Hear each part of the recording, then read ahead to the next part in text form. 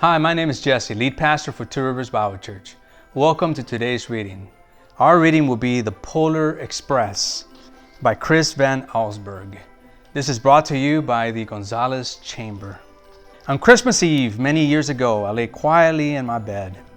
I did not rustle the sheets. I breathed slowly and silently. I was listening for a sound a friend had told me I'd never hear, the ringing bells of Santa's sleigh. "There's no Santa," my friend had insisted, but I knew he was wrong. Late that night, I did hear sounds, though not of ringing bells. From outside came the sounds of hissing steam and squeaking metal. I looked through my window and saw a train standing perfectly still in front of my house. It was wrapped in an apron of steam. Snowflakes fell lightly around it. A conductor stood at the open door of one of the cars. He took a large pocket watch from his vest, then looked up at my window. I put on my slippers and robe. I tiptoed downstairs and out of the door. "All aboard!" the conductor cried out. I ran up to him. "Well," he said, "are you coming?" "Where?" I asked. "Why, to the North Pole, of course," was his answer. "This is the Polar Express." I took his outstretched hand and he pulled me aboard. The train was filled with other children, all in their pajamas and nightgowns. We sang Christmas carols and ate candies with nugget centers of white as snow. We drank hot cocoa as thick and rich as melted chocolate bars. Outside, the lights of towns and villages flickered in the distance as the Polar Express raced northward. Soon there were no more lights to be seen. We traveled through cold, dark forests where lean wolves roamed and white-tailed rabbits hid from our train as it thundered through the quiet wilderness. We climbed mountains so high it seemed as if we would scrape the moon. But the Polar Express never slowed down. Faster and faster we ran along, rolling over peaks and through valleys like a car on a roller coaster. The mountains turned into hills, the hills to snow-covered plains. We crossed the barren desert of ice, the great polar ice cap. Lights appeared in the distance. They looked like the lights of a strange ocean liner sailing on a frozen sea. "There," said the conductor, "is the North Pole." The North Pole, it was a huge city standing alone at the top of the world, filled with factories where every Christmas toy was made. At first we saw no elves. "They are gathering at the center of the city," the conductor told us. "That is where Santa will give the first gift of Christmas." "Who receives the first gift?" we asked. The conductor answered, "He will choose one of you." "Look!" shouted one of the children. "The elves!"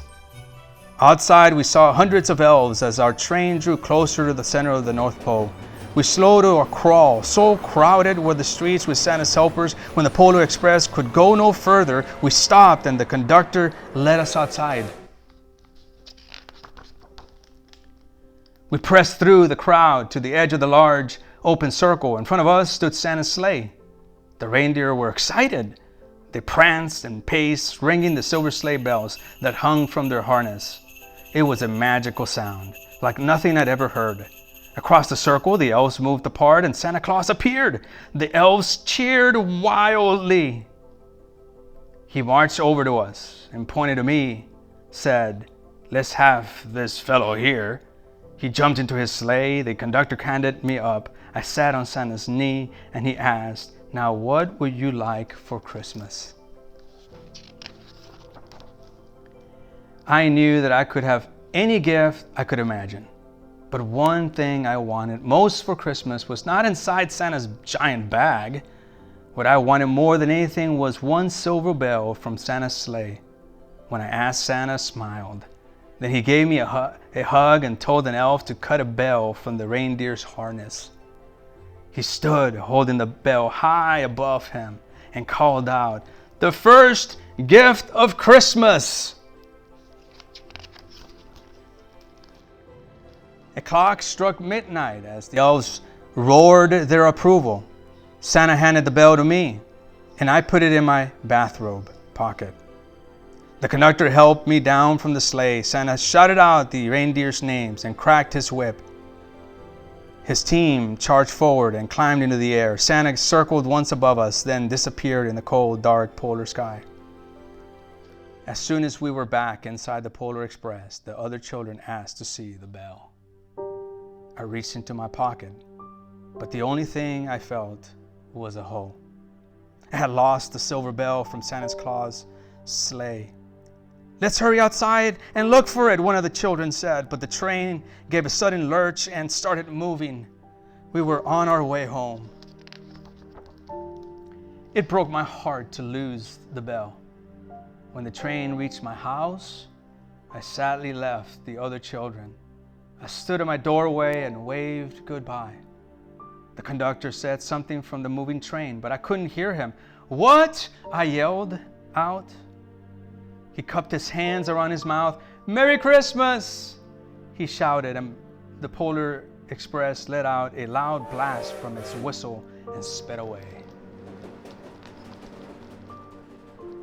On Christmas morning, my little sister Sarah and I opened our presents. When it looked as if everything had been unwrapped, Sarah found one last small box behind the tray.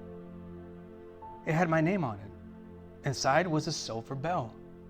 There was a note.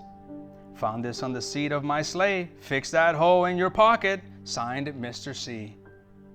I shook the bell and made the most beautiful sound my sister and I had ever heard. But my mother said, "Oh, that's too bad." "Yes," said my father, "it's broken." When I'd shaken the bell, my parents had not heard the sound. At one time, most of my friends could hear the bell, but as years passed, it fell silent for all of them. Even Sarah found one Christmas that she could no longer hear its sweet sound. Though I've grown old, the bell still rings for me, as it does for all who truly believe. May you have a blessed and Merry Christmas this season.